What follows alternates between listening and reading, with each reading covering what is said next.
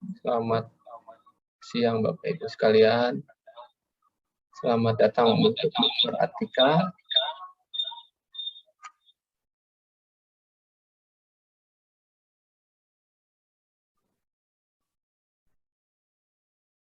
Halo Dok. Selamat pagi. Selamat pagi Pak Eko. Iya siang Dok. Sehat ya Dok ya? Siap ya. Oke.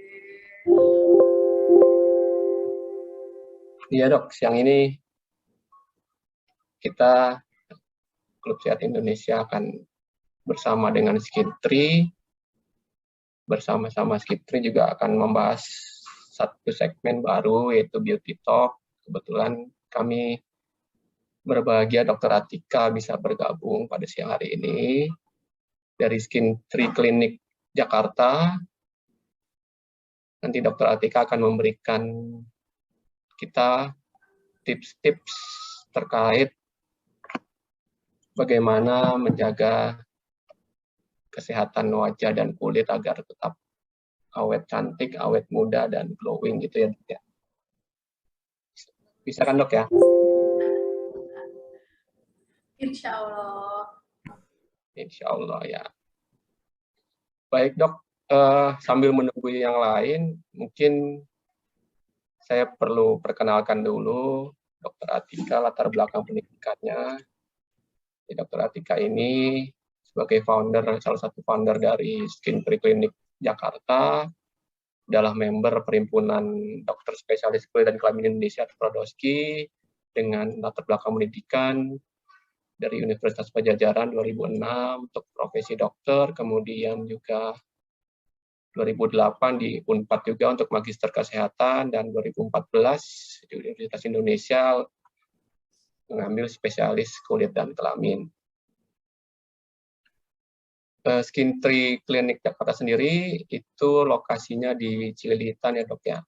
Ya, Dewi Sartika. Dewi Sartika ya Dok ya? Dewi Sartika, nanti dokter akan menjelaskan lebih lanjut apa saja yang bisa disediakan di sana, treatmentnya apa saja nanti, atau saya jelaskan di sini Dok, apa dokter aja yang Boleh. jelas? Boleh. Silakan Pak Eko singkat aja. Skintri Klinik ini klinik kecantikan yang ditangani langsung oleh dokter spesialis kulit. Jadi kalau mungkin beberapa klinik kecantikan yang lainnya ada beberapa yang ditangani oleh dokter umum bersertifikasi khusus. Kalau di sini semuanya dokternya dokter spesialis kulit. Tim di Skintri ini siap membantu untuk permasalahan seputar kulit, kosmetik, jerawat, flek, wajah kusam, juga kompeten dalam mengobati masalah kulit lain seperti eksim, kulit bayi, orang tua, tumor kulit, infeksi kulit, alergi kulit, rambut, kuku, hingga kelamin dengan berbagai pilihan macam solusi yang ditawarkan. Jadi ini dekat dengan pasar, dengan mall PGC ya Dok ya, nggak jauh dari sana. PGC. Iya betul. Kemudian tim dokternya ini Dr. Atika Damayanti, SPKK, Dr. Cut Natya Rucitra, SPKK, Dr. Astri Adelia, SPDV, Dr. Rahma Epasari, SPDV, dan Dr. Joanne Natasha, SPDV. Jadi semuanya dokter spesialis kulit ya, jadi nggak kaleng-kaleng lah. Pastinya hebat-hebat lah, pasti tahu masalahnya dan solusinya seperti apa. Kebetulan ada promo nih untuk bulan Juni ini, Shopee-nya di akun Skintri Clinic Shop, Tokopedia-nya di Skintri Clinic Shop, kemudian juga ada akun Instagram-nya Skintri Clinic. Nanti Bapak Ibu sekalian bisa mengunjungi beberapa media ini kalau mau tahu lebih lanjut. Ini beberapa yang disediakan di sana, before after-nya. Kalau boleh tahu, artis yang pernah ditangani siapa aja Dok di kliniknya Dok? Artis. Pernah Kak? Babang Tampan kali ya yang paling ini mah. Karena kan dia emang Tampan di situ ya? Itu kan, apa namanya, bopeng aknenya kan berat banget ya. Nah, dia tuh alhamdulillah perbaikannya signifikan banget untuk bopeng-bopengnya ya. Wih, mantap juga ya. Babang Tampan aja sebenarnya dari tampan.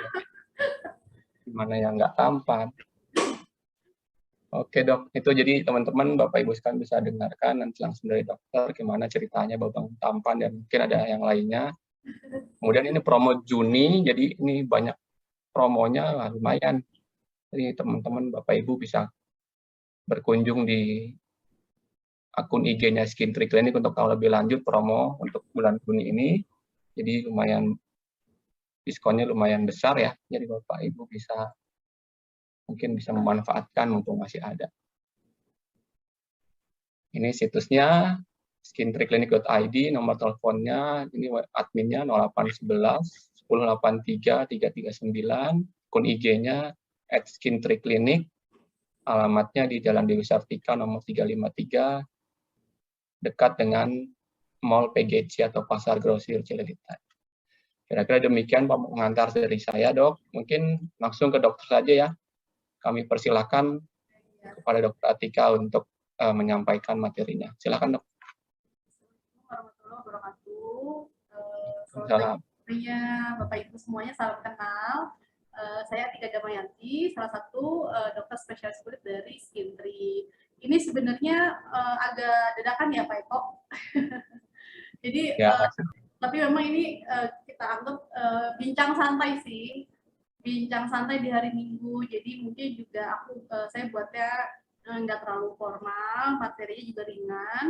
Mungkin nanti boleh dibuka sesi tanya jawab yang agak lebih banyak aja gitu ya, biar memberi ruang kepada teman-teman semua kalau mau bertanya langsung gitu. Karena memang pemilihan judulnya juga dadakan-dadakan aja gitu. Mungkin kalau dari judul kan wajah awet cantik ya. Sebenarnya kalau aku lihat partisipannya ada cowok juga gitu. Jadi in general sih cantik di sini artinya memang nggak harus untuk perempuan, karena kebutuhan kulit yang sehat juga saat ini sangat dibutuhkan oleh laki-laki ya. Pun di sehari-hari pasien kami juga nggak cuma perempuan aja. Jadi laki-laki dari banyak latar belakang, ada pelajar lah, gitu ya, ada mahasiswa sampai pekerja gitu. Boleh next, Pak Eko.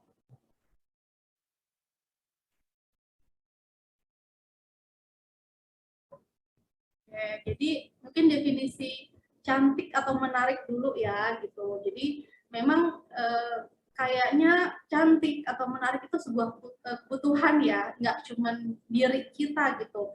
Kayak barang kita senang gitu melihat yang indah, rumah kita senang lihat yang rapi gitu ya. Jadi sebenarnya mata itu ternyata perlu dinutrisi gitu dengan melihat yang indah-indah. Nah, ternyata memang kebutuhan untuk mempunyai kulit yang sehat gitu ya, yang pada akhirnya mungkin memang pasti kalau kulit kita sehat, pasti akan tampak lebih cantik ya, akan lebih menarik gitu. Untuk yang pria juga, kalau misalnya lebih fresh mukanya, lebih apa ya terawat, pasti juga akan lebih tampil menarik lagi. Nah, ternyata memang itu sebuah kebutuhan ya gitu. Walaupun bertambah usia gitu, tetap aja orang itu akan cenderung melihat yang indah-indah gitu, melihat yang cantik-cantik. Nah, dengan seiring bertambahnya usia gitu, ternyata kulit kita ini memang mengalami penurunan fungsi kulit. Nggak cuman jantung aja, nggak cuman organ tubuh yang lain, kulit kita pun sama kayak organ yang lain mengalami penurunan fungsi. Makanya kenapa sih waktu di bawah umur 20 tuh masih oke banget muka gitu ya, masih kenyal-kenyalnya, masih fresh-freshnya lah gitu. Bertambah usia, nanti masuk ke umur 20 ujung, biasanya batasan itu di umur 29-an. Itu mulai tuh tampak penuaan dini gitu. Apa aja sih mulai tampak penuaan ini? Mulai dari mungkin garis-garis halus, keriput gitu ya di sudut-sudut mata. Nanti ada lagi mulai flek-flek sedikit gitu di pipi kita gitu. Atau mulai nanti bertambah usia lagi wajah kok makin turun gitu ya, yang tadinya agak V-shape gitu, makin bertambah umur jadi agak menurun. Nah, jadi semuanya memang nature ya. Jadi proses alam. Apa namanya? Memang secara alami atau qadarullahnya gitu ya. Semua yang mengalami bertambah usia akan mengalami fungsi gitu. Mungkin kalau untuk bapak-bapak samalah kayak lagi merawat mobil ya, atau merawat motor. Bertambah usia juga pasti motor dan mobilnya juga mengalami penurunan fungsi. Jadi perlu disupport. yang tadinya mungkin masih setahun 2 kali diservis gitu ya. Jadi masuk tahun kelima udah mulai tuh sering-sering lagi diservisnya. Nah ternyata kulit pun sama, bertambah usia, seyogyanya memang kita butuh support yang lebih lagi dibandingkan waktu kita zaman masih mudaan gitu ya, masih di bawah 30-an gitu. Ini ngomong-ngomong usianya pada berapa ya? Kalau boleh tahu mungkin boleh di chat sedikit range usia berapa. Jadi mungkin nanti agak bisa lebih spesifik apa namanya pembahasannya. Nah, jadi wah 40 ya sama saya tos. Ya, jadi 20 dong. 40-an ya. Jadi mungkin emang ini masih seumuran ya, range saya ya. Nah, jadi memang apalagi 40-an nih umur 20 ujung aja udah mulai masuk tanda penuaan. Nanti mulai 30 ujung, mulai lagi 40, terus aja nature-nya begitu.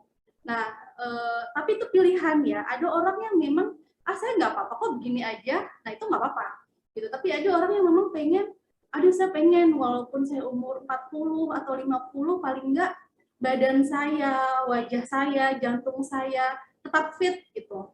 Nah, untuk mendapatkan hasil yang fit, badan yang fit, kulit yang fit gitu ya, atau kulit yang cantik atau sehat, pasti perlu melakukan sesuatu, ya nggak sih?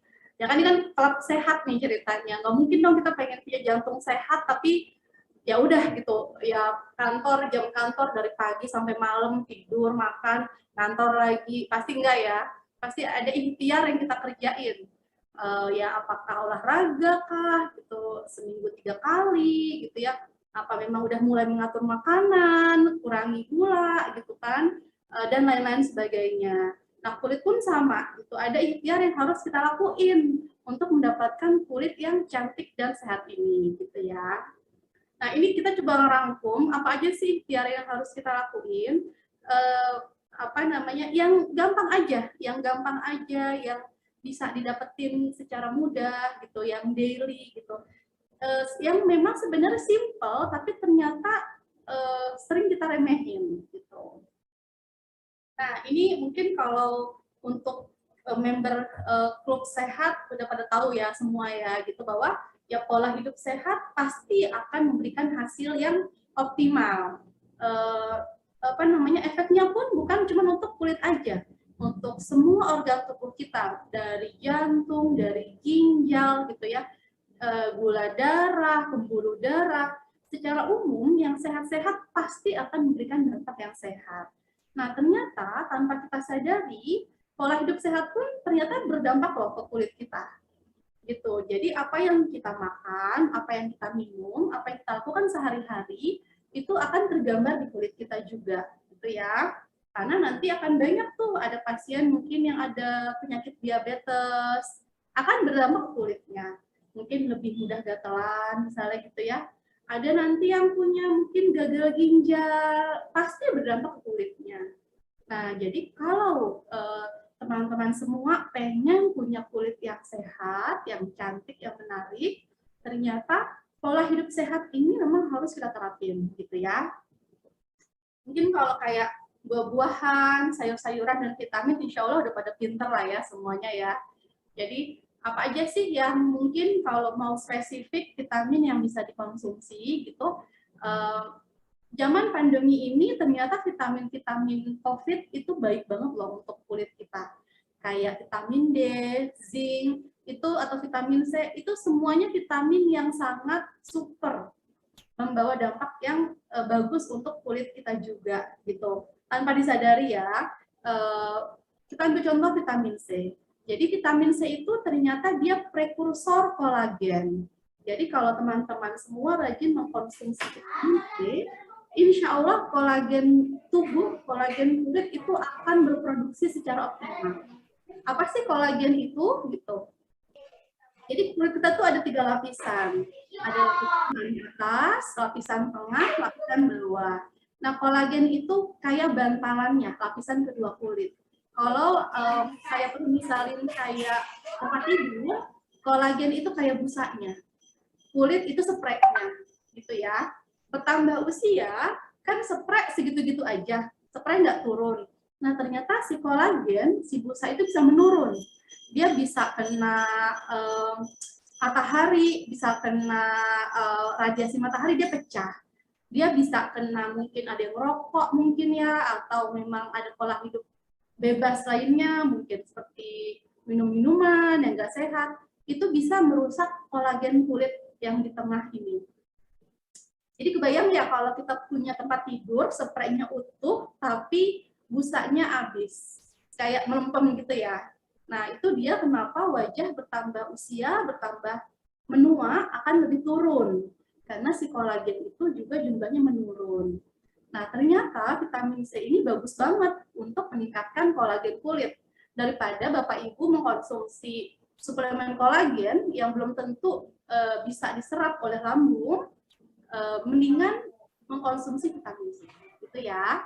Nah, jadi mungkin kadang kita udah tahu nih, mungkin sebagian dari teman-teman vitamin C udah punya di rumah di meja makan. Cuman karena belum paham betapa pentingnya vitamin ini gitu ya, ya udahlah selewat aja. Kalau inget minum, kalau nggak inget ya udah. Itu kan kadang ya, kadang pasien tuh kalau lagi ngobrol sering gitu, ya dok, padahal saya punya tuh vitamin C lah, vitamin D lah, cuman males aja diminumnya. Nah, vitamin pandemi ini boleh banget Bapak Ibu rutinin, even udah nggak pandemi, silakan dilanjutkan. Vitamin D pun sama, dia termasuk super vitamin yang punya banyak manfaat. Bukan cuma untuk kulit aja, pada pasien-pasien yang punya keluhan alergi kulit misalnya, vitamin D juga bagus banget untuk mengontrol kekambuhan dari alergi. Nah, zinc juga sama. Zinc ini bagus untuk perbaikan seluler. Jadi buat teman-teman atau mungkin yang punya anak lagi fase jerawatan, boleh itu vitamin zinc-nya dikonsumsi dengan rutin, gitu ya. Next, yang sebelumnya Pak Eko. Nah, ini juga hal yang simple tapi ternyata fundamental. Membersihkan wajah 2-3 kali sehari. Kalau untuk perempuan mungkin udah pada rutin ya untuk membersihkan wajah. Nah, mungkin untuk teman-teman yang laki-laki nih, mungkin yang masih sekedarnya nyuci wajah, udah boleh mulai rutinin cuci wajah 2-3 kali sehari. Kalau kulit yang sensitif 2 kali sehari cukup. Kalau kulitnya cenderung berminyak atau berjerawat 3 kali sehari. Nah, namun memang harus pilih-pilih nih untuk nyari pembersih ya. Jangan sampai salah dalam pemilihan.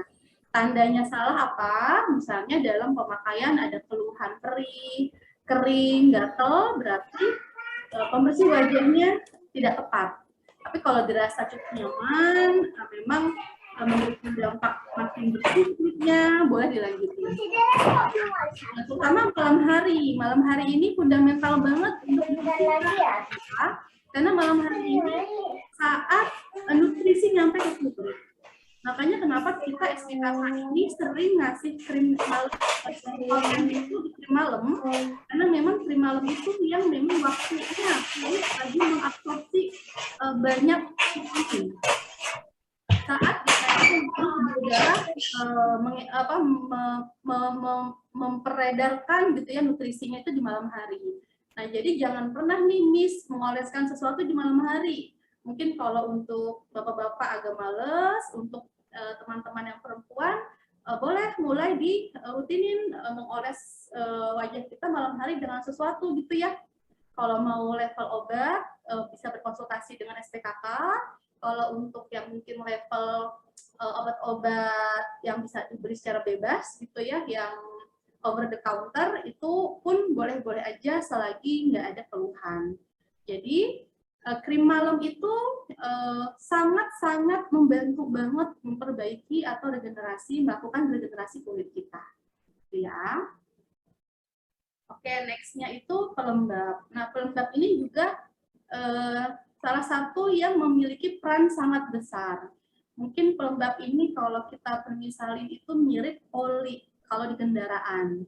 Jadi kendaraan sebagus apapun, kalau olinya nggak ada gitu ya, mau dia punya bensin lah, mau dia mobil merek apalah Mercy lah gitu ya, apa BMW, kalau dia nggak ada oli pasti ngadet ya. programnya tuh ngadet. Nah, kulit juga sama. Ketika kita kekurangan pelembab, itu fungsi kulit juga bisa ngadet gitu. Salah satu penyebab kulit kusam pun karena memang kekurangan pelembab. Yang suka kalau misalnya pasien tuh suka request, dok pengen glowing dong, nah itu salah satunya adalah kerja dari pelembab.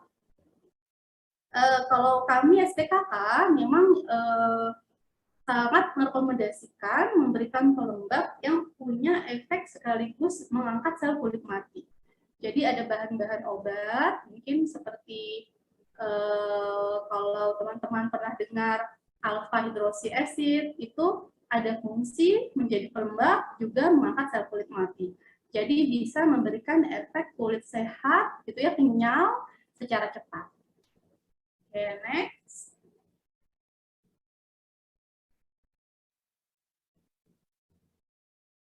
Nah, kemudian penggunaan sunscreen. Ini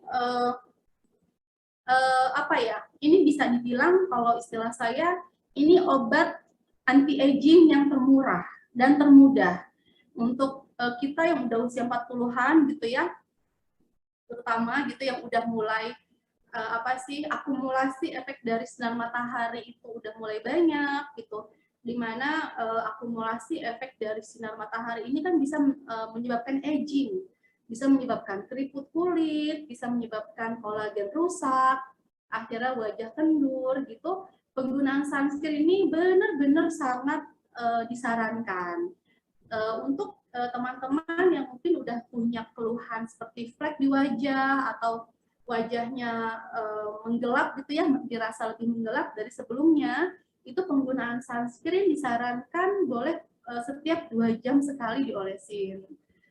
Namun untuk teman-teman mungkin yang masih usia di bawah 30 tahun, terus nggak punya keluhan yang berlebihan di wajah gitu ya, nggak punya keluhan aging yang berlebihan, masih bisa ditoleransi per 3 jam sekali.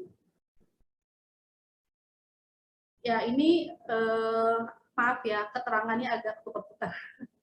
Jadi untuk sunscreen sendiri nanti ada SPF ya, yang mungkin teman-teman pernah sering dengar. Jadi SPF itu adalah bisa dibilang perlindungan berapa lama sunscreen ini melakukan perlindungan kulit gitu ya. Jadi kalau misalnya anggap erythemal dose atau misalnya teman-teman kena matahari itu biasanya mukanya langsung ngeping itu anggaplah 10 menit. Nah, sunscreen ini berarti kalau SPF 50 berarti dia 50 dikali 5 menit. Jadi dia melakukan perlindungannya 50 kali gitu. Semakin besar SPF, perlindungannya juga semakin besar. Namun ternyata tidak berbeda jauh sekali gitu. Jadi untuk SPF dari 30 ke 50 itu paling perlindungan hanya perbedaan 2%. Jadi sebenarnya bukan SPF-nya yang kita tekankan, tapi lebih kepada melakukan reapply-nya, pengulangan penggunaan sunscreen-nya yang paling penting. Karena memang sampai saat ini belum ada sunscreen yang bisa melindungi sepenuh hari. Ya, sementara sinar matahari sendiri dari jam 8 pagi sampai jam 4 sore itu masih sinar matahari yang berdampak berdampak aging, beresiko menjadikan wajah kita aging gitu. Nah, kadang pasien kan suka bilang tuh, dok, tapi saya kerjaannya di kantor pakai AC kok gitu, dari rumah AC-an, terus naik mobil juga AC gitu, sampai kantor juga ada AC. Nah, jadi saya nggak apa-apa ya dok ya, nggak pakai sunscreen per 2 jam misalnya. Nah, ternyata hal ini tidak tepat gitu, karena ultraviolet E itu bisa menembus melalui kaca. Jadi di mana ada kaca masih ada resiko masuk radiasi dari sinar ultraviolet A, yang mana memang ini beresiko untuk menyebabkan kulit kita aging, gitu ya. Nah, jadi walaupun kita di mobil, walaupun kita di gedung, tetap disarankan menggunakan sunscreen per 2 jam atau per 3 jam sekali, gitu. Mungkin untuk yang muslim kan bisa dipasin tuh setiap wudhu oles lagi, gitu ya. Setiap wudhu oles lagi, gitu. Nah, ini 2 hal yang menurut saya mudah didapat, sangat mudah, tapi sering disepelekan. Jadi pelembab dan sunscreen ini merupakan dua obat anti-aging, anti penuaan dini yang sangat-sangat mudah didapat dan murah juga gitu ya. Namun mungkin karena ketidaktahuan masyarakat dan ketidakpahaman, jadi mungkin sering dilewatin gitu. Mostly pada punya, rata-rata pasien-pasien ada gitu ya, cuman nggak dipakai karena memang oh segitu pentingnya ya dok ternyata gitu. Nah ini yang saya angkat hanya dua aja. Sebenarnya mungkin ada pilihan-pilihan lain kayak krim malam yang tadi secara singkat udah saya jelasin gitu ya. Krim malam yang berisi bahan kandungan anti aging juga sangat baik untuk membuat kulit kita sehat dan indah. Nah untuk yang lainnya itu pastinya treatment kecantikan yang bisa didapatin di klinik-klinik bersertifikasi gitu ya. Jadi treatment apa aja sih yang bisa dilakuin kalau saya sendiri sebagai dokter spesialis kulit yang paling minimal banget, yang paling kalau pada sibuk gitu ya nggak sempat melakukan treatment, boleh dibiasain melakukan treatment peeling paling nggak sebulan sekali aja. Jadi treatment peeling itu merupakan salah satu treatment yang sangat satu treatment tapi mendapatkan banyak hasil. Dia bisa menghilangkan keriput, menghilangkan flek, bisa merangsang kolagen. Jadi satu treatment yang memiliki banyak efek. Itu ada di peeling gitu ya. Untuk treatment lain nanti mungkin memang by preference ya. Ada yang punya flek, nanti bisa treatment NDX misalnya. Ada yang punya mungkin bopeng, mungkin scar gitu ya, kayak babang tampan, bisa pakai treatmentnya laser CO2. Banyak-banyak lagi yang nanti memang berdasarkan indikasi gitu. Terakhir pastinya rutin berolahraga. Kenapa rutin berolahraga juga penting? Karena memang ketika berolahraga banyak hormon yang dikeluarin dan juga pembuluh darah akan melebar secara optimal. Nah, ketika pembuluh darah melebar secara optimal, pembuluh darah wajah pun akan melebar secara optimal. Jadi semua nutrisi yang memang ada di pembuluh darah tubuh pun ada yang kita olesin gitu ya, itu akan terserap dengan optimal. Jadi hasil yang kita dapatin pun akan optimal juga, ya. Itu kurang lebih penjelasan singkat dari saya. Mungkin untuk lebih kena ke teman-teman semua boleh dibuka sesi tanya jawab supaya mungkin kalau ada permasalahan bisa kita kasih sedikit solusi, ya. Next-nya boleh di next dulu Pak Eko. Siap, Dok.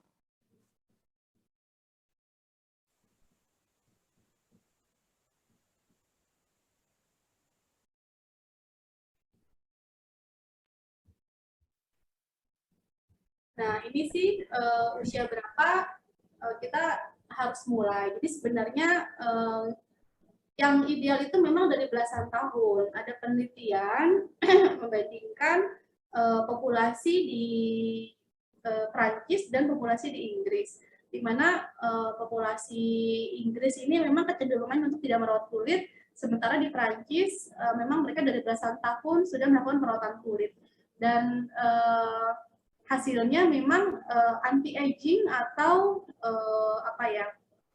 result untuk efek penuaan dini itu lebih mundur di populasi Prancis dibandingkan di Inggris. Jadi memang kalau kapan ditanya boleh mulai merawat kulit, dari belasan tahun remaja, dari anak-anak kita SMP pun, mungkin sekarang pun yang udah SD pun udah mulai jerawatan ya, boleh-boleh aja. Nanti akan ada pilihan terapi yang memang disesuaikan berdasarkan usia. Oke, next Pak Eko. Ya, demikian presentasi dari saya, mewakili Skin Trick Clinic. Terima kasih atas kesempatannya. Ya, terima kasih banyak Dok Atika. atas pencerahannya. Ternyata emang banyak hal yang sebenarnya gampang dilakukan ya, kayak misalnya cuci muka sebelum tidur itu wajib ya dok ya, supaya tetap bersih lah paling nggak ya. Ya. Tapi kadang-kadang suka ngantuk dok. Udah terlanjur ngantuk, kalau cuci muka lagi nanti jadi melek lagi. Salah ya dok. Kalau habis pas wudhu isya kan langsung cuci muka. Iya, kalau pas tidur malam kan udah pas isya sebelumnya tuh, pas mau tidur kan mendingan cuci muka dulu ya, biar bersih ya. Idealnya sih gitu idealnya. Oke dok, mungkin dari Bapak Ibu sekalian ada yang mau bertanya, kami persilahkan. Mumpung Dokter Atika lagi available nih, kliennya canggih loh, Babang Tampan klien. Mungkin bisa ditampilin dok itu before afternya, jadi Oh iya, dipilih ya. Ini sama iya kan ya. satu. Nanti boleh main-main ke IG Skintree ya. Nanti banyak promo di IG Skintree, juga ada di After sih. Apa ya? Nanti kita bisa melakukan treatment berdasarkan apa sih preference pasien ya. Artinya ada yang memang pengennya simple, nggak pengen ribet. Ada yang mungkin nggak sempet dok pakai krim pagi, harus gimana gitu ya.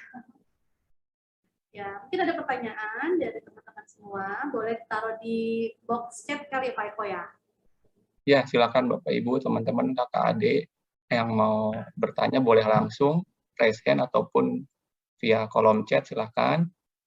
Ya, kalau saya sendiri sih mungkin sebagai cowok ya dok, pengennya yang simple sih dok. Kadang-kadang kan nggak tahu ya, nggak simple aja gitu. Kadang males. Ya, kalau cowok biasanya kita kasih yang simple sih. Misalnya kayak krim paginya emang paling nggak satu ya, paling nggak ada suryanya deh gitu, semales-malesnya suruh istri yang ngolesin ya. Krim malam juga udah tidur istri olesin tuh. Ya itu yang oles-oles itu kadang males. Udah keburu ngantuk. Ternyata kalau di kantornya juga ada ya paparan sinar UV ya. Jadi emang tetap harus di itu ya. Iya. Di mana-mana, di mobil bisa kena radiasi sinar UV, di rumah bisa, di kantor bisa. Jadi memang idealnya ya perlindungan anti UV itu diolesin per 3 jam lah paling enggak. Ya kalau kita lagi wudhu lah oles gitu ya, habis wudhu oles gitu.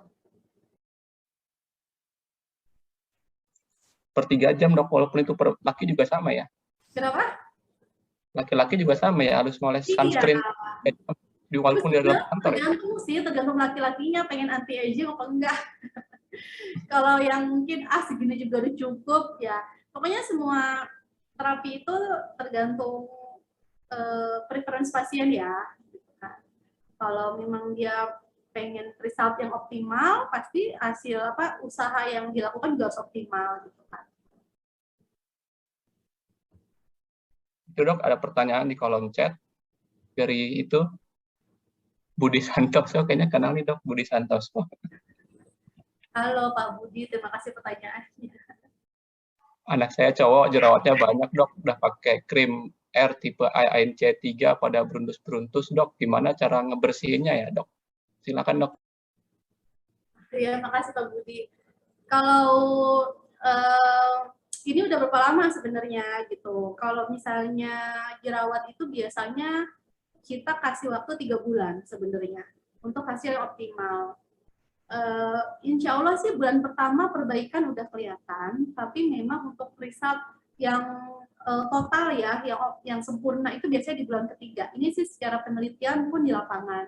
Walaupun memang rata-rata banyak juga gitu yang sebulan sudah membaik. Nah kalau misalnya anaknya masih dalam kurun waktu sebulan atau 2 bulan, nggak apa-apa dilanjutin aja makainya gitu ya.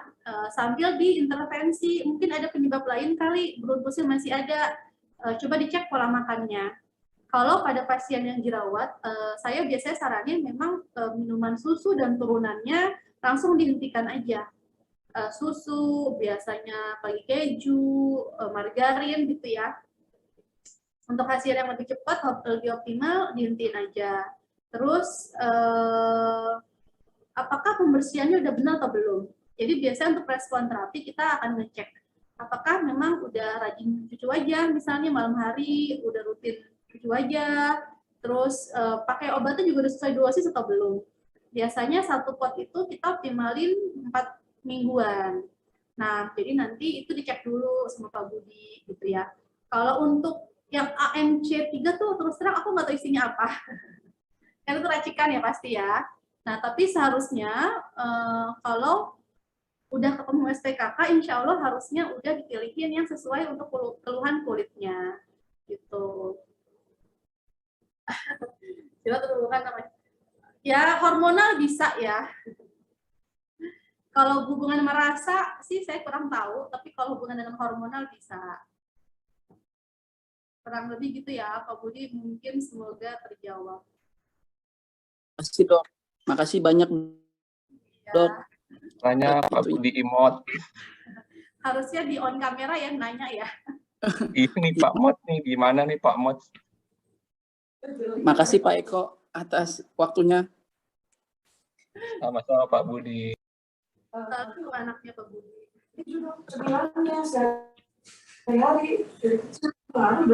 Kalau keju pengaruh nggak dok ya? Anak saya cemilannya keju dok. Iya, kalau boleh sih di stop aja. Alhamdulillah berarti uang saya bisa itu ya dok ya. Berita gembira ya Pak, bisa lebih hemat ya Pak. Alhamdulillah pengeluaran saya bisa di-cut akhirnya. Terima kasih dok. Kalau gitu jangan pindah ke New Zealand ya Pak. Nanti dok insya Allah. Oke, semua itu isinya. Lu taunya gimana ya dok ya? Keju atau misalnya telur itu berpengaruh ke jerawat itu gimana taunya dok? Apakah ada tes tertentu atau gimana dok biasanya? Enggak sih, biasanya memang trial and error aja. Nanti pasiennya tahu sendiri gitu. Memang akan langsung nongol gitu. Pasien akan ngeh sendiri langsung. Tapi memang biasanya cepat sih. Jadi kalau misalnya makan sekarang, besok juga udah nongol gitu. Siap. Itu dok ada pertanyaan lagi di kolom chat dari Pak Barnas KNPK. Kalau jerawat warna hitam kecil seperti andeng-andeng bertambah terus apa normal ya? Mungkin efek usia yang sudah 37 tahun kah? Gimana dok ya? Iya Bapak. Jadi ini sih kemungkinan kalau saya nebak-nebak dari keterangannya sih namanya keratosis seborrheic ya. Jadi memang dia sering muncul di pipi tuh, nanti di leher kecil kayak talat hitam gitu ya, makin lama makin bertambah banyak. Pertama dia biasanya memang ada efek genetik. Jadi orang tua bapak atau ibu itu biasanya punya, dan itu diturunkan secara genetik. Nah memang benar dia bertambah banyak dengan bertambahnya usia, karena memang semakin lama terpajan matahari dia akan semakin muncul. Jadi memang panas matahari, terus kadang hormonal pada perempuan yang hamil gitu, sama gesekan, makanya dia sering di leher gitu ya, itu memang menimbulkan resiko si bintil itu bertambah banyak dan bertambah hitam. Kalau dibilang bahaya, insya Allah nggak bahaya, karena dia memang hanya apa ya, beranak pinak di kulit gitu ya, reepiteliasis kulit berlebihan gitu. Kalau mau dihilangkan bisa, biasanya bisa pakai laser atau pakai electrocauter. Untuk mencegah bertambah banyak, Bapak bisa pakai tabir surya secara rajin. Karena tabir surya itu mengurangi resiko pajanan dengan matahari. Ya kan? Tadi setelah seperti yang udah saya jelasin, salah satu penyebab dari munculnya si keratosis seborrheic ini adalah sinar matahari. Gitu. Semoga menjawab ya. Ya siap dok, terima kasih. Terus ini dok ada lagi banyak nih pertanyaan mulai. Mungkin karena terpapar sinar matahari sehingga ada bekas semu-semu coklat. Mungkin itu juga dok ya penyebabnya ya. Ya jadi, oh ya mungkin kali ya. Jadi flek itu memang 80% disebabkan oleh sinar matahari. Dia biasanya memang awalnya warna coklat muda dulu tuh di area penonjolan tulang kayak di pipi, di hidung, kadang di dahi gitu ya. Nanti bertambah kita sering kena matahari, dia bertambah menggelap. Yang tadi yang coklat bisa menjadi coklat tua hingga kehitaman. Gitu. Nah, yang Mbak atau Ibu Fauzah Umi tanyakan ini, salah satu pencegahannya memang bisa menggunakan tabir surya. Kalau sudah muncul keluhan kecoklatan, memang bijaksananya menggunakan krim malam. Jadi memang si bercak yang udah muncul ini langsung dihilangkan. Karena kalau tidak, dia bisa berubah menjadi lebih gelap. Kalau udah lebih gelap, itu lebih susah lagi untuk dihilangkannya. Itu ya, Mbak Fauzah Umi, semoga menjawab. Iya, terima kasih dok. Terus ada satu lagi nih dok. Nah, kayaknya sih semua orang banyak yang mengalami hal ini dok. Maksudnya, saya tuh paling takut perawatan, lihat banyak yang suka ngelupas kulitnya, terus merah-merah, macam-macam lah efeknya. Yang saya pakai paling day cream, face wash, seminggu sekali scrub. Cuma komedo masih banyak aja. Gimana ngilangin komedonya ya? Ya ada dua pertanyaan ini terutama kayak treatment sama komedo. Mungkin dok, silakan dok. Iya. Makasih pertanyaannya Mbak Dian. Untuk sebenarnya sih kalau yang kulit ngelupas itu mungkin memang tindakan yang dalam biasanya. Nah, cuman memang nggak usah khawatir kalau kami dokter ya, gitu, terutama dokter sendiri ya, kita nggak pernah memaksakan treatment. Jadi kita selalu berdiskusi. Jadi memang dan kita akan mengedukasi dulu efeknya apa. Jadi kalau kayak tindakan kayak peeling, tindakan kayak apa ya, facial, itu nggak akan ada efek sampai melupas merah-merah gitu ya. Nah, untuk keluhan komedo, memang dia sebenarnya idealnya harus dilakukan ekstraksi atau harus dilakukan facial. Karena memang dia perlu mekanik, perlu dorongan, perlu di scrub misalnya, perlu diekstraksi, dikeluarin gitu ya, yang memang hanya bisa didapetin dari tindakan facial. Namun kalau misalnya Mbak Dian takut, penggunaan krim juga sebenarnya yang memang berfungsi untuk mengangkat kulit mati itu juga bisa membersihkan komedo. Namun biasanya memang itu ada di krim malam, dan krim malamnya pun memang terus terang biasanya harus dosis dokter. Karena krim yang dibeli di luar itu secara dosis berbeda dengan dosis dokter yang resepin. Jadi kalau dosis dokter itu biasanya kita label merah ya, jadi kita meracik obat-obat yang label merah.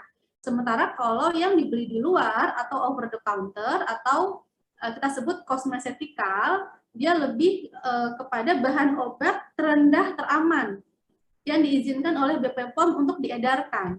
Makanya kenapa kalau misalnya udah punya masalah, mungkin hasilnya bisa yang lama banget gitu ya untuk kelihatan hasilnya. Jadi biasanya obat-obat over the counter itu hanya untuk level maintenance, untuk level menjaga supaya nggak makin rusak gitu kulit ya. Tapi kalau untuk terapi nggak bisa didapetin hasilnya dari produk-produk kosmetika over the counter. Itu harus masuknya obat-obatan yang memang diresepkan dari dokter gitu. Mau jadi kayak facial wash yang ada di Indomaret atau di Alfamart itu nggak langsung efektif menghilangkan komedo atau masalah di wajah ya dok ya? Ya bisa dibilang kalau yang over the counter atau kita nyebutnya kosmetikal itu dia maintenance saja, levelnya level maintenance, menjaga, bukan level terapeutik. Kalau level terapeutik itu memang di dosis obat dokter. Tuh. Siap dok. Oke dok, ini masih ada pertanyaan lagi dok. Dok. Terima kasih Mas Eko. Ya. Ini izinannya dok, untuk konsumsi buah dan sayur jenis apa saja yang direkomendasikan untuk dikonsumsi untuk bisa menjaga kesehatan kulit dan wajah. Kemudian gorengan ngaruh nggak ya ke kesehatan kulit? Apakah ada batas ideal konsumsi gorengan tapi tetap sehat sebagai pencinta gorengan dok, terutama untuk yang terkait perawatan kulit dan wajah? Silakan. Indonesia semua pencinta gorengan ya kayaknya. Jadi emang ini menjadi masalah bersama. Jadi kalau untuk buah sih, kalau untuk kulit ya saya saranin yang tinggi vitamin C, karena memang vitamin C itu seperti yang tadi saya jelasin, dia punya efek prekursor kolagen gitu ya. Jadi dia memang bisa menstimulasi pembentukan kolagen. Buah yang tinggi vitamin C apa aja gitu, mungkin pada banyak yang tahu ya, kayak berry-berryan itu strawberry gitu ya, yang belakangan berry itu tinggi vitamin C. Jeruk pun gitu minimal boleh-boleh aja. Nah, memang kendalanya adalah untuk memenuhi level vitamin C yang dibutuhkan itu mungkin membutuhkan banyak asupan. Artinya gini, kalau misalnya kita minum konsumsi vitamin C dari sebuah kapsul yang sudah terstandarisasi, memang dia vitamin C-nya 500 misalnya, itu cukup dari satu kapsul aja udah terpenuhi. Tapi kalau dari buah-buahan tuh kita bisa loadingnya itu bisa banyak banget gitu. Nah, jadi memang intinya adalah emang harus dirutinin. Kalau misalnya makan buah-buahan cuman yang seminggu sekali, aku tuh nggak kekejar hasilnya. Nah, gitu ya. Tadi sekali lagi yang tinggi vitamin C boleh, jeruk-jerukan boleh. Pilih yang memang nggak terlalu banyak gula ya. Kayak misalnya mungkin kayak mangga, pepaya itu banyak gulanya. Nah, alpukat juga bagus banget. Itu selain bagus untuk jantung, juga bagus untuk kulit. Apalagi ya yang biasa kita dapetin, melon juga tinggi antioksidan. Melon tinggi antioksidan dan nggak terlalu tinggi gula. Itu jadi juga boleh. Itu ya kurang lebih. Nah, untuk gorengan, jadi sebenarnya minyak wajah kita itu diambil dari minyak tubuh. Kalau misalnya tubuh kita lagi over minyaknya, maka ditarik ke wajah over. Jadi kalau dibilang apakah akan berpengaruh, pastinya berpengaruh, terutama pada orang-orang yang masih hormonalnya masih kuat banget, jadi masih acne prone atau masih yang kulitnya berjerawat gitu ya. Untuk anak-anak kita gitu, itu sangat berpengaruh banget. Jadi kalau batasan ideal konsumsi gorengan namun tetap sehat. Kalau saya nggak salah ingat itu kalori gorengan itu satu gorengan itu 30 sampai 50 ya kalorinya ya. Sementara kalau kita jalan kaki aja kalori 1 kilometer itu cuma 60 gitu. Jadi mungkin kalau mau makan gorengan sambil googling tuh kalorinya, ada aplikasi di mana kita bisa tahu kalorinya berapa dan bisa di switch dengan apa. Misalnya mau makan gorengan 2, ya udah nanti berarti di switch-nya berarti jalan kaki 2 kilo misalnya gitu ya.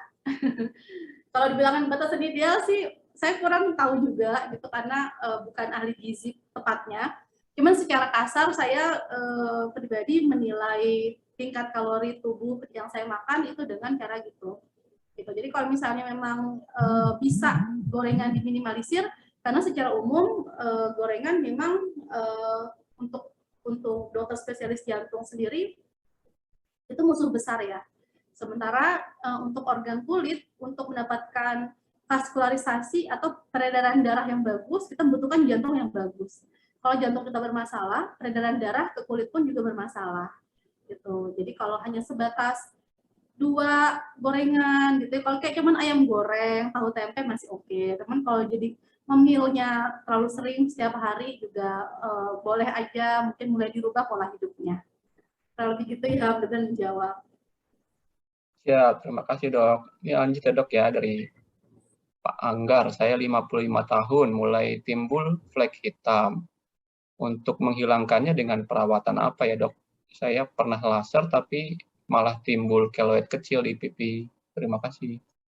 Oke, terima kasih. Ini Bapak Anggar atau Ibu Anggar ya? Iya, mungkin Bapak atau Ibu Anggar. Oke, jadi kalau makasih pertanyaannya Pak Anggar. Jadi memang kalau usia 55 itu memang usia beresiko banget ya flek muncul. Seperti yang tadi udah kita jelaskan, dari usia 30 aja itu udah mulai resiko flek muncul. Sebenarnya kalau ini perempuan, resikonya lebih tinggi lagi. Karena nanti penurunan hormonal, udah mulai masuk menopause, itu juga nanti resiko untuk flek muncul bisa banget. Nah, perawatan apa? Secara umum sebenarnya Pak, untuk kulit itu dasarnya adalah krim dulu. Krim perawatan dulu, jadi jangan langsung treatment. Jadi treatment misalnya laser tanpa krim itu nonsense sebenarnya. Misalnya kayak di mall-mall tuh suka ada ada gerai ya yang laser ya gitu. Kita sebagai sepakat tuh agak kurang setuju. Karena biasa kita untuk melakukan laser aja kita melakukan persiapan dulu, paling nggak 2 minggu. 2 minggu perawatan kulit minimal untuk melakukan tindakan laser, nggak bisa langsung. Karena memang tindakan yang dalam gitu. Nah, kalau ditanya idealnya apa, memang sebaiknya Bapak larinya justru ke krim, perawatan krim yang rajin, krim pagi, krim malam. Kalaupun males mungkin krim paginya satu deh yang tabir surya, karena memang itu penting banget. Karena kalau udah timbul flek, itu resiko muncul flek lagi atau flek yang lama menjadi lebih gelap itu sangat mungkin. Itu pertama. Yang kedua, krim malam. Fungsi krim malam itu justru untuk menghilangkan flek yang udah ada. Jadi krim pagi tabir surya untuk mencegah, krim malam itu untuk mengobati gitu. Itu ya Pak, benar-benar menjawab. Kalau misalnya pilihan terapinya, kalau mau boleh berkonsultasi ke Skin Tree gitu, atau kalau enggak memang bisa gunakan krim-krim yang bebas dijual di kosmetikal ya, yang di umum over the counter. Tapi memang harus dipahami kalau over the counter resikonya dia memang lambat ya hasilnya gitu ya. Mudah-mudahan menjawab ya. Oh, Bu Anggar dok itu, Bu Anggar Oh, Wati. mohon maaf ya.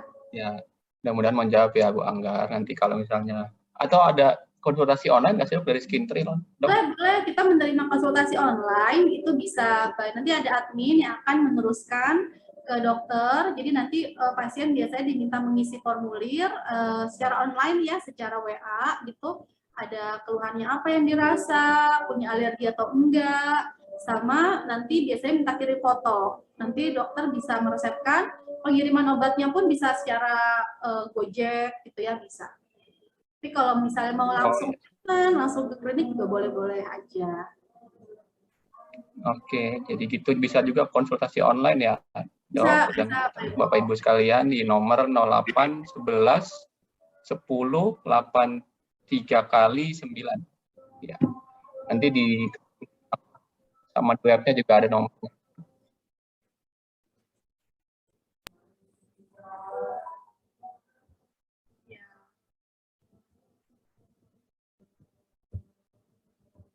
Bila tidak bisa, perawatan apa ya yang perlu saya lakukan untuk mengecilkan pori-pori? Dok, terima kasih. Kan pori-pori ya. Bentar.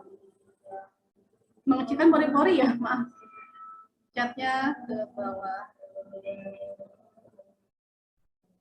Oh, ya.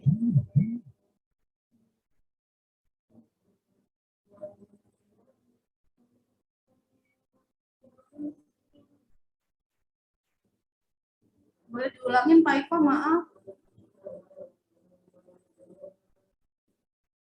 Oh, maaf ya Pak Eko-nya nggak stabil ya. Maaf, ini saya chatnya agak loncat. Oh ini, mau bertanya dok, kalau pori-pori sudah terlanjur besar, apakah bisa dilakukan hanya dengan menggunakan krim saja? Jadi kalau pori-pori besar, biasa pakai krim bisa, tapi mungkin hasil lebih lama. Kalau mau lebih cepat itu ada pilihan pakai laser CO2 atau microneedle. Jadi kalau untuk laser CO2 dan microneedle sendiri itu bisa hasilnya 40% sekali pengerjaan. Tapi kalau mau rutin pakai krim gitu mungkin setahun, pori-pori juga bisa kok mengecil gitu. Mungkin hanya perlu kesabaran gitu ya menunggu hasilnya. Cuman kalau dibilang apakah krim bisa mengecilkan pori-pori, bisa juga kok gitu ya. Dek, terima kasih. Tadi saya terputus koneksinya. Oh ya, terus ada lagi pertanyaan yang sejak pakai masker wajah jadi berjerawat. Udah berobat ke dokter kulit, tapi karena pekerjaan pakai masker tetap berjerawat dan rasa panas di wajah. Ya, jadi misalnya memang saat ini banyak banget mess up karena penggunaan masker. Kalau udah pakai krimnya rutin gitu ya, ini misalnya udah berobatnya jelas SPKK, udah pakai obat rutin, udah sesuai dosis apa belum? Jadi dosisnya itu memang harus, biasanya kita satu set itu habis sebulan. Kalau misalnya Mbak udah rutin, udah memang sesuai dosis, terus maskernya apa udah juga diperbaiki. Jadi memang cari maskernya yang bisa breathable, jangan yang bahannya terlalu plastik misalnya, atau terlalu kaku misalnya, itu juga ngaruh. Kalau misalnya memakai maskernya masker bahan, nah itu usahain cucinya pakai sabun mandi aja atau sabun cuci mukanya gitu. Jadi minimalisir resiko adanya bakteri ataupun apa namanya bahan-bahan iritan gitu ya, alergen yang nempel di maskernya. Nah, jadi untuk kulit ini memang harus holistik, nggak bisa cuman pakai obat aja. Banyak yang harus diintervensi. Nah, kalau misalnya memang makanan juga harus dicek. Makanannya juga udah sesuai belum gitu dengan disaranin. Jadi nggak boleh, mungkin kalau boleh dikurangin yang apa tadi tinggi gula, susu dan turunannya, biar hasilnya lebih optimal, gitu ya, kurang lebih.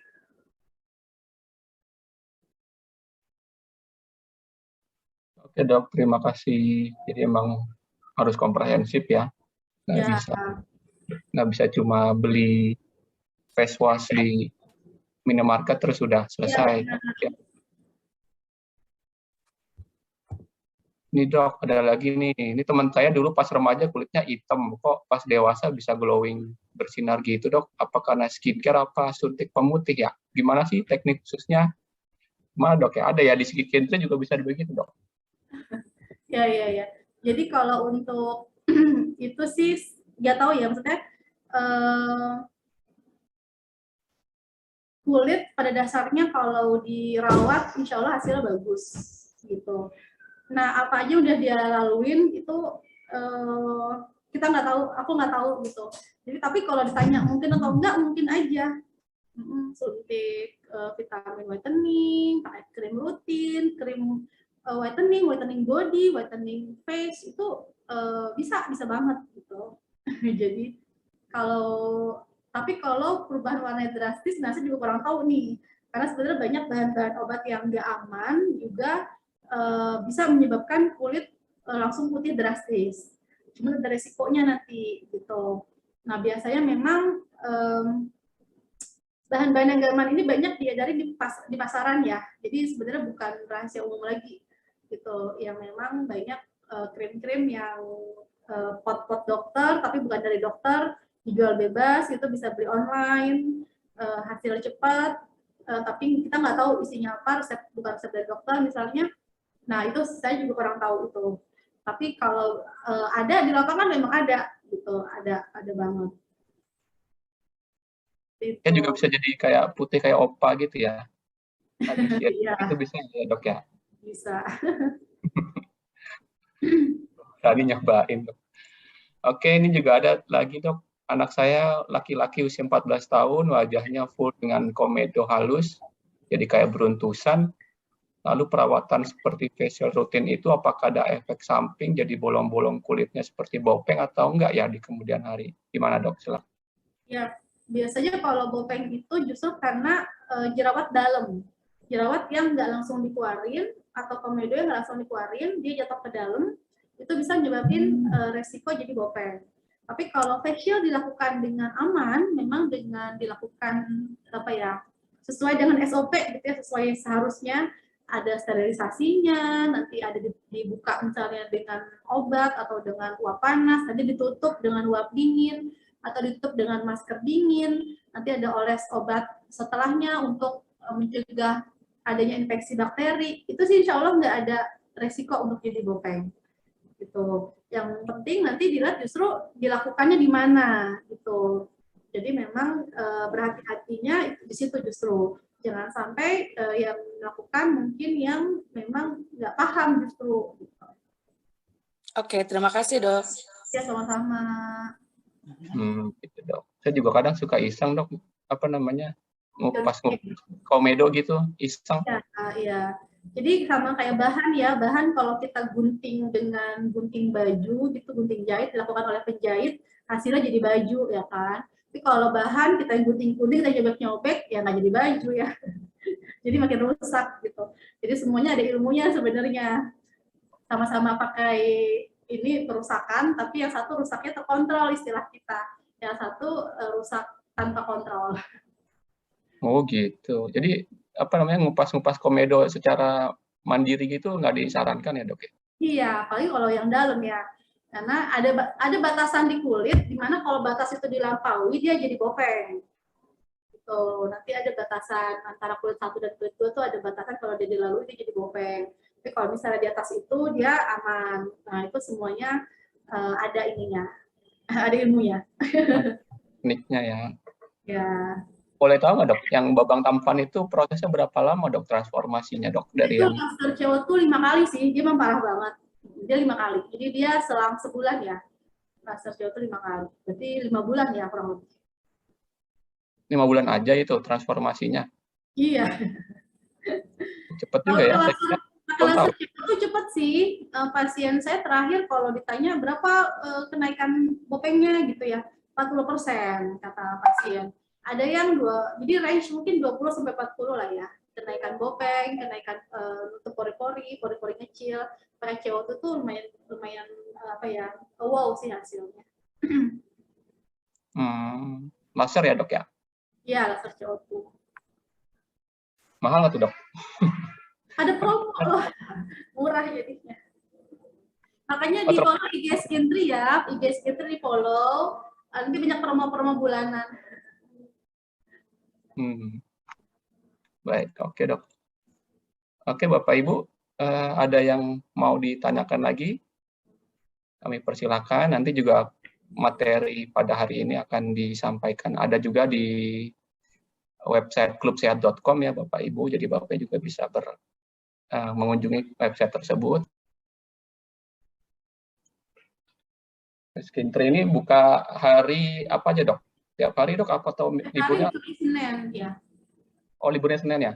Ya libur Senin. Jadi Sabtu Minggu weekend. Kalau yang mungkin kerja kesulitan di weekday, di weekend kita buka. Oh gitu. Malah bagus ya jadi weekend tetap buka. Jadi Bapak Ibu yang nggak berkesempatan di weekdays bisa datang di weekend. Ya, memfasilitasi. Ya, online ya dok ya? Ya betul. Untuk yang jauh bisa online. Oh iya siap. Tapi bisa kelihatan dok masalahnya dok kalau misalnya online dok. Saya sih minta video sih. Kalau foto emang mungkin kurang mewakili. Cuman kalau video biasanya insya Allah bisa mewakili. Bisa ya. Oke.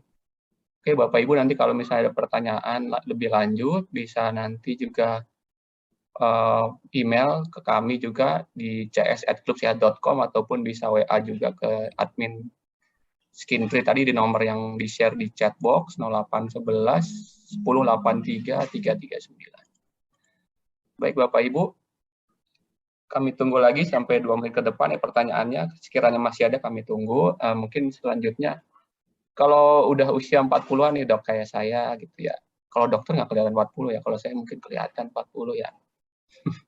Ini kan udah mulai ada sedikit apa namanya ya, kerutan gitu di sebelah mata gitu atau misalnya di dahi gitu dok ya. Itu biasanya diapain dok? Di botok.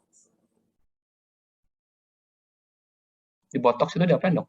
Nggak tahu dok. Jadi ada obat yang jadi kenapa sih orang ada keluhan? Karena kontraksi otot ya. Jadi ada kontraksi otot di sekitar mata, mungkin di sekitar sini ya sudah ada kerutan tuh. Nah itu obatnya itu dimasukin ke ototnya supaya ototnya rileks gitu. Kalau untuk isinya itu mungkin kalau pernah dengar penyakit tetanus ya, Clostridium tetani itu diambil dari bakteri itu. Jadi sebenarnya bisa dibilang bahan organik ya sebenarnya. Nah, untuk merelaksasi otot wajah kita, jadi nggak terlalu tegang ibaratnya. Kalau apalagi ya, resiko sih insya Allah sampai sejauh ini kita melakukan botox aman, gitu, nggak ada resiko yang berarti.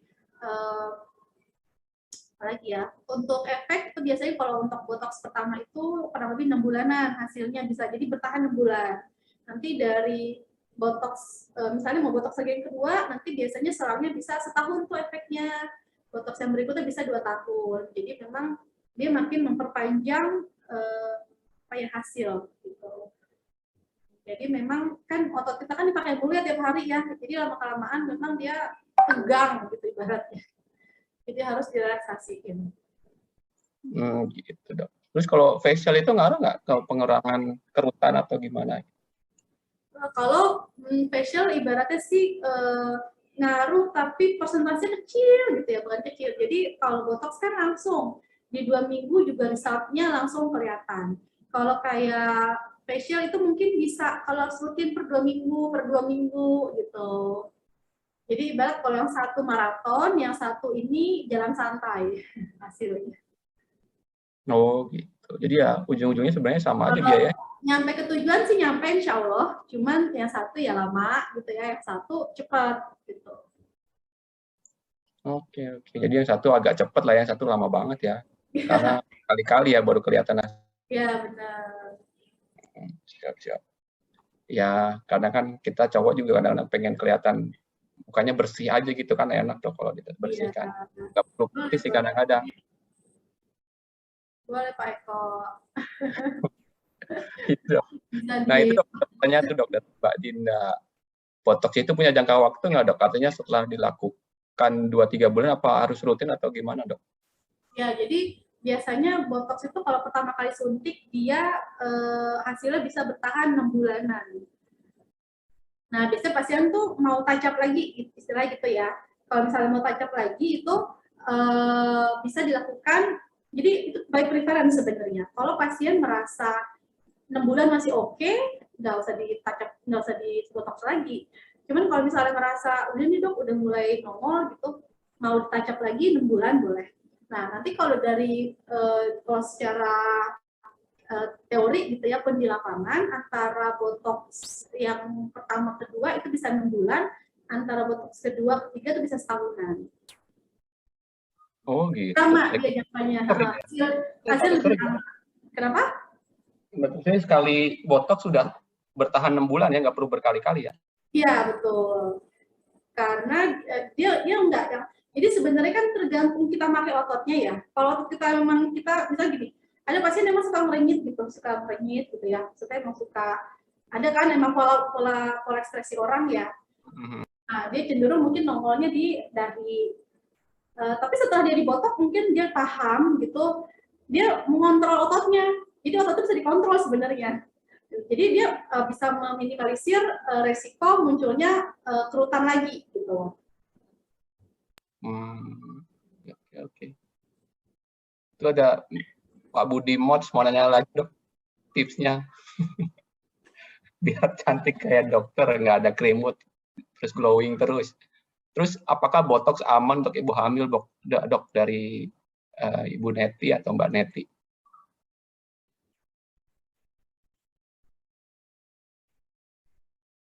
Ya, jadi kalau untuk kalau rajin pakai krim sih glowing Pak Budi bisa. Kalau botox aman untuk ibu hamil enggak, jadi kita nggak sarani dulu.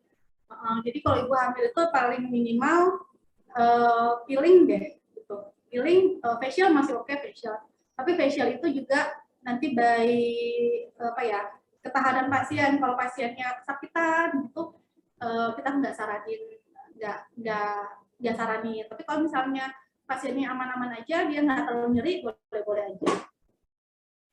Oh, berarti botox sama laser nggak disaranin buat ibu hamil ya? Iya, jangan dulu.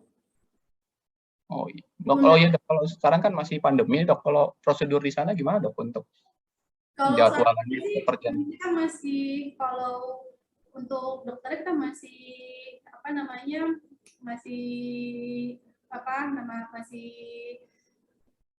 level 3 ya, untuk APD-nya masih level 3, udah mulai turun sih ke level 2 APD-nya.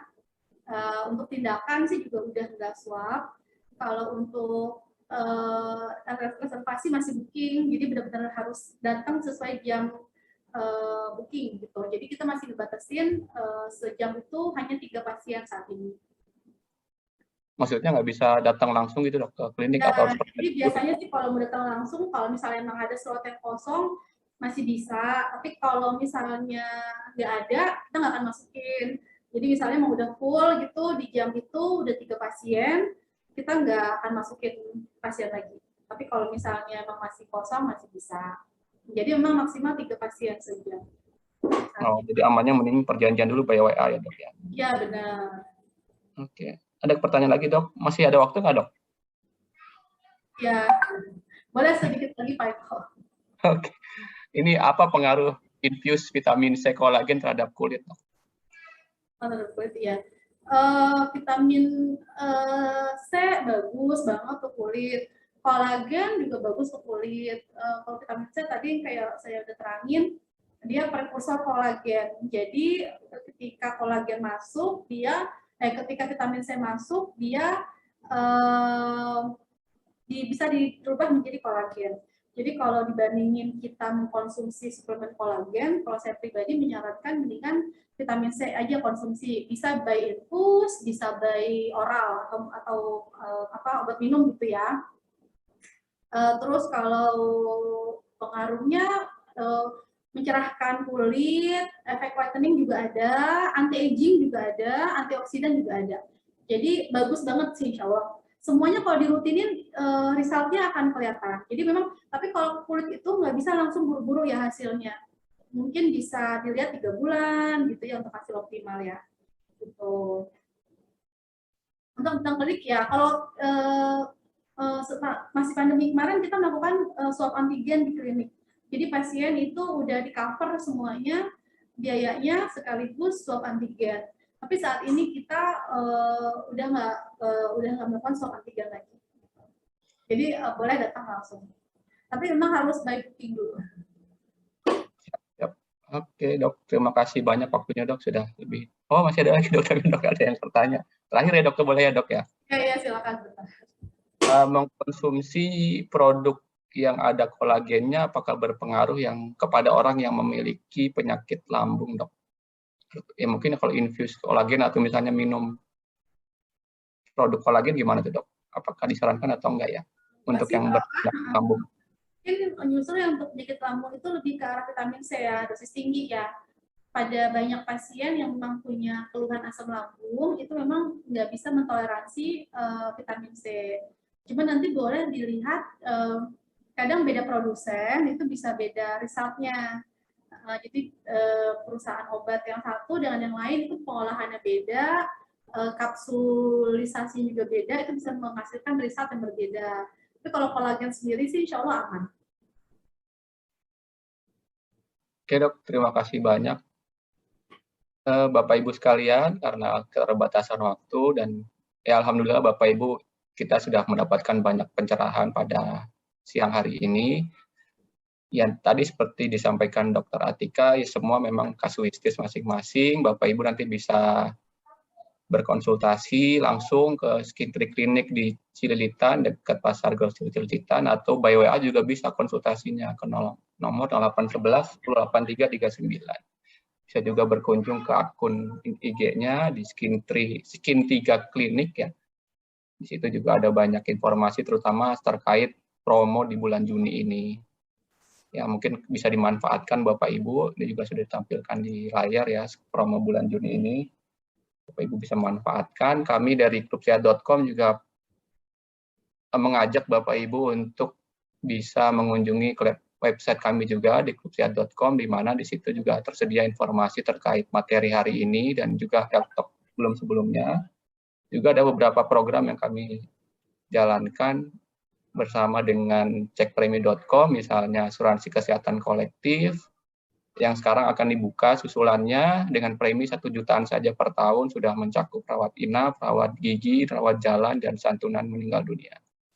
Juga ada program asuransi mobil, hemat sampai 45%, jadi diskonnya sampai hemat ya, bisa 45%, diskon dan juga cashback-nya totalnya, jadi preminya mulai dari 343 ribuan aja per tahun. Nanti juga Bapak Ibu bisa lihat di website kami, klubsehat.com, kemudian juga ada promo medical check-up dari Rumah Sakit Mandaya Royal Puri, dan berbagai program lainnya yang akan kami informasikan lebih lanjut di website tersebut. Dalam waktu dekat juga akan diluncurkan aplikasi mobile apps Android dan Apple untuk klubsehat.com.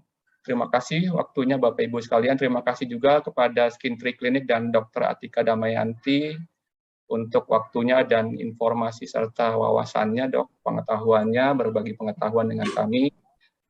Nanti insya Allah boleh kami undang lagi ya dok ya, karena kayaknya kita perlu memperbanyak beauty talk nih, karena mungkin juga nanti kita akan buka materi yang lebih universal ya, jadi nggak terkait hanya kecantikan, tapi mungkin kesehatan kulit dan wajah. Boleh ya dok ya? Boleh. Oke, terima kasih Bapak Ibu atas waktunya. Mudah-mudahan Bapak Ibu memperoleh informasi yang cukup dari Dr. Atika, dan kalau misalnya perlu informasi lebih lanjut detailnya, silakan berkunjung ke website ataupun akun IG-nya Skin Clinic, atau tadi berkonsultasi ataupun mengadakan perjanjian by WA ke nomor 0811 1083 339.